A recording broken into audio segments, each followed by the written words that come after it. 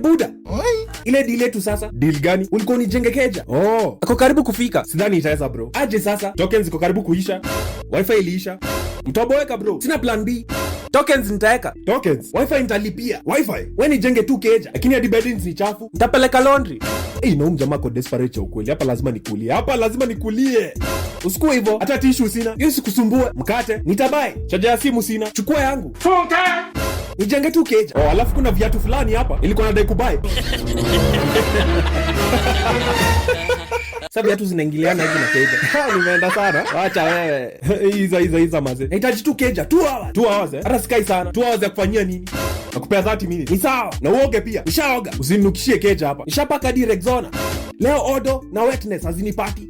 Hadi motion sense technology. Nikichangamka na baki niko fresh. Chukua yako ubaki useme sijai kusaidia hii maisha. Jamaa ananipea kila kitu leo. Keja ni yako. Shukran mazee. Sasa ngapi? 1 pm.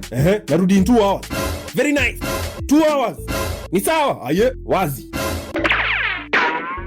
How do we hear this? Jesus is Lord. Ama acha nimpigie. Hello Jerry, babe. Hi. Umefika wapi? Kwanza usikia I won't be able to make it. Kuna kitu imehappen, naenda mazishi. Mazishi? Rafiki yangu amepoteza pet yake, Grasshopper. Last born wao alikata miguu akaeka kwa ink. Grasshopper? So I have to be there for her in this tough time. Wait, so umesema huwezi kuja? Bye. Hello? Yani nimetokwa na Grasshopper. Niaje mzee? Oya, ngoja. Usiniambia kukam. Hakukuja, si ndio? Hadi ukaoga. Ukanifanyia shopping. Lakini shukrani kwa shopping na tokens. Ishia sasa. Kuna mgeni anakam. Changamka bana. Najua bado uko na nguvu, changamka. Sasa babe. Niaje Paris? Njeri. Kwani unaitangwa Njeri?